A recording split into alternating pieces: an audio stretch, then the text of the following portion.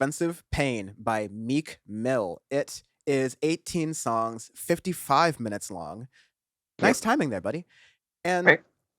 I have not had, the best things to say about Meek Mill, as a musician or otherwise, but this might be the album that makes me come around.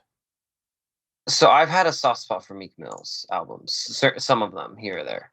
Like some on championships, I don't mind. Some of it I hate. Some of it I thought was pretty decent. I mean, you have Dreams and Nightmares, which came out all the way back in 2012, which there's some good tracks in there and whatnot. I mean, the title track Dreams and Nightmares goes hard, but with Meek Mill, to me, it's like hit or miss for a lot of it. But I'm actually in agreement with you. I thought that this is an album that I've been listening to a lot the past couple of days, surprisingly.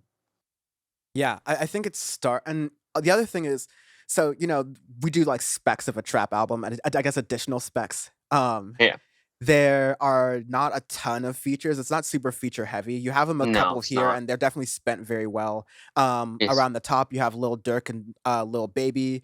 You have Kalani, ASAP Ferg, Moneybagg Yo, Gigs, Young Thug, Vori, Lil Uzi Vert, Lil Snoop, and Brent Faiyaz rounding it out at the end. Again, it's 18 songs long if you include the bonus track as well. And so that's kind of sparse. A lot of trap albums, you have like feature after feature after feature, and it gets kind of Yep. sparsed out. And so I'll say two things. A, the features are phenomenal. Every artist I think is bringing their A Absolutely game. phenomenal. I There Yes. are a couple features I don't love, but like they're definitely not like phoned in as a lot of like features are in rap. No, this isn't Don the phoned in like, "Hey, can you come on here?" And then you just chopped up and you're like, "I don't know what I'm doing, but I'm getting paid handsomely, so I guess I'll do it." This ain't any of that. Yeah, absolutely. Although still the paycheck's very nice. But my second point to that is that all that being said, my favorite songs on here are the ones where Meek Mill is just kind of giving it his all, a solo on the track, just going in. And the production's really nice to that. And I'm just like, wow, did I just become a Meek Mill fan after listening to this record? The first 2 tracks, oh, I listened to them a lot. The intro, "Hate on Me," and "Outside," parentheses, 100 miles an hour. Oh, man, that is those 2 just get you right into it's like, "Yep, this is a Meek Mill album. We're going hard in the paint." We might catch, 6ix9ine outside, trying to square up, and bodyguards just facing off at each other like, "Bro, do we have to do this?" Homies on those quad bikes riding out at 2 a.m. by the club is real out here. I truthfully did not know about your secret Meek Mill things. This is very interesting. Please go Yeah, into the there's rest of the some album of you it. liked. Yeah, I guess like going back, you have championships. There's some decent tracks like going bad with Drake, Don Corleone. It's one of my like guilty pleasure tracks. I have a couple of guilty pleasure tracks, which I don't like to talk about on here because I'm supposed to be in the man of culture. But every once in a while, you want to blast some Meek Mill.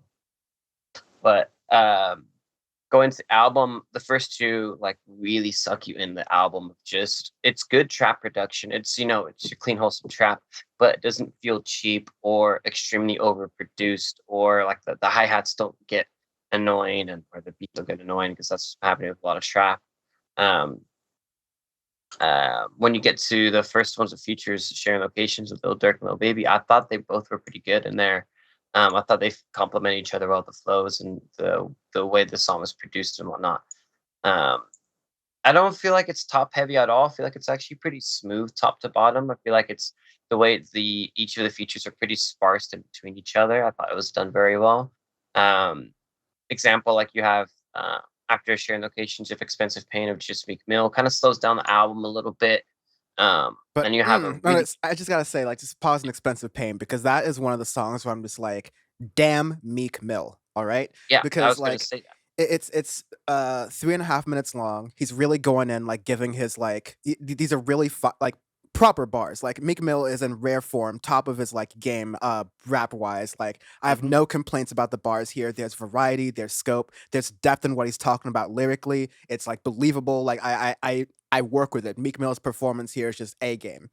And an expensive pain, he's like really going into like, I mean, like it's the title track of the album, and I will say this is a title tracks week on Audioface, but the title track on here is just absolute like it's just really Great. raw. It's powerful. Like I wasn't expecting Meek Mill to deliver something that was just kind of like emotionally punching and like it's his kind of like star celebrity life, but he still presents it in a way that's like, damn, you can see how like bro's going through it and sometimes too. So like um It's really powerful. It shows a lot of wisdom in there, and it was one of those tracks where I had to like break out and go like, "Wow, this is real Yeah, impressed with Meek Mill here." Yeah, yeah, and the track right after that, "Ride for You," as much as I give Kalani shit a lot of times on this podcast, and I thought her part was fantastic. I really like the way excellent. they layered the vocals on it.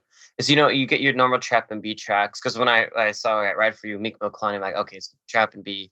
It'll be kinda boring." Not at all. They really mess with the vocals a lot to give you this gorgeous layering effect that on top of Meek Mill's flow and the production of it, it's a bit different than what you normally hear throughout a trap album. It's good. It's very, very good. Those two tracks, yeah, really impressed me with the album, especially because you start off like hot with intro and outside. You start off just full gas, all gas, no brakes, and then you get into that little slower part, but it does not derail the album at all. It gets you more into your feels and whatnot, and then you get some more hot flows and more bars later on in the album as well. So it's good. Yeah, I really appreciated that. Kind of like you were mentioning earlier. Unfortunately, a lot of these albums are too. I guess they are too.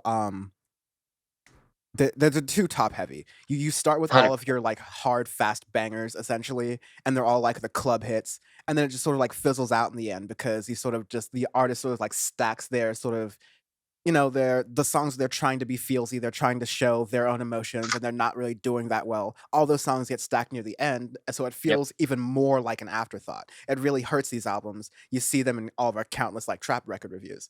No, but here it kind of keeps going. Hot featuring Moneybag Yo. Really great rap delivery, and like also I didn't say enough. Sharing locations with Lil Durk and Lil Baby.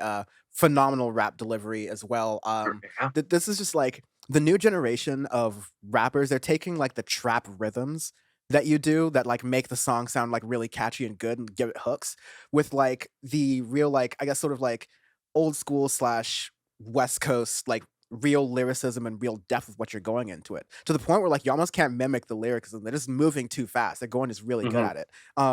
I'm happy to be able to say like, hey, some of the top like rappers out there that other people sort of generally like, I can say, hey, they're popular and they have talent. Like they have genuine talent. That's a great like Yeah. period to be in as a music critic, let's say. Um, that being said, I think the middle of the album, you don't have like a top heavy album, you don't have like a bottom heavy album, but I think the middle there, you're missing a little bit of meat, let's say. I feel like that's a little bit where you have not quite filler, but um, these are the songs where I feel like when I'm coming back and looking at the album, I don't, like, I wouldn't say songs like 9 through 12 or 13 are like all of the highlights of the album. I wouldn't pick like out of these and say, oh, this is why you No, should listen no. to the I would album. say like yeah, you have Love Train, North Side, South Side featuring Gigs, We Slide with Young Thug. Even though I thought that track was decent, those ones like yeah, out of the rest of the album, that's the weakest part is the middle part of the album. But I thought the end of the album was pretty strong. When you get to Blue Notes 2 with Noted FaceTime and Ripperoni Man himself, Lil Uzi Vert. I thought it was actually a pretty good track too, and I actually like Lil Uzi's part in it. Yeah. Surprising. Lil Uzi's been better. I think there's a little bit more of like the effects that were given to him this time, but it's fine. It works out, and I think Meek Mill's part kind of like really comes in and wraps up the album really well. The end just ends on such a really nice note.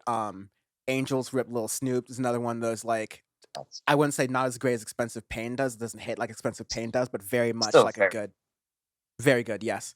Cold Hearted 3, I think, is a phenomenal track as well. Halo with Brent Faiyaz, weird combination, totally works. yeah. Again, that's the same. The features on here are incredible. They all fit within the album, and they're all very different artists, but they all worked well with Meek Mill. I think that speaks to him as a producer that he can really work well with a bunch of different artists from different types of genres, different backgrounds, all this stuff come together and make pretty decent works the past couple of throughout the whole past decade, more or less. But this album I think is probably my favorite for Meek Mill. It's like it's the most coherent, it flows the best, and there's a lot of different sounds in there. It's not corny, it's not tacky at all. Production is fantastic on every track, and the features, everybody fits well. It's cohesive, and it's yeah, very impressed with it. One of my Produ- favorite rap albums of the year. for sure, I agree with all of that. And the production is I also want to comment on the production. It is very forward thinking. Like, again, with trap, we've often complained about the production just being sort of um lackadaisical, like it's just lazy, like they're just Easily. copying each Yep. other's beats. No, the production, it's future thinking. You get a lot of the sort of like muffled hi-hats and sounds and things that I was like applauding Ray Shremmer for doing multiple years ago in Shrem Life 3 or whatever. But like it's Mhm. starting to permeate in like other trap now. Not overdone, but in really nice ways. I think it's most obvious in Flamer's Flow, the bonus track at the very end. But like it's very, you get a modern production, feels a little Trap and B feels a little, not overly poppy, but like I said, it hits all the right boxes. Yeah. Arbitrary scale. Arbitrary scale this week. This week on Audioface, we do arbitrary scales because we just did a really fine review of an album. And I think everything we said in the album, everything Sean said about the album was great and tells you everything you need to know about the album. Agreed. Nevertheless, there's always some ranking system that people apply to their albums. And so we just choose a random one because hey, we'll meet you halfway. And so this week we're going to be doing out of business networks, TV networks that have gone out of business. And I'm going to give this the old Spike TV. Spike, god damn it.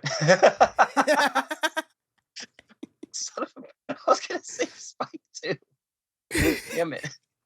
My bad. Is G4 still on? Oh no, they aren't. I don't think so. I would be shocked if they were. Um, y- There's it, no way. no, no, it was Or just all replaced. Jesus Christ.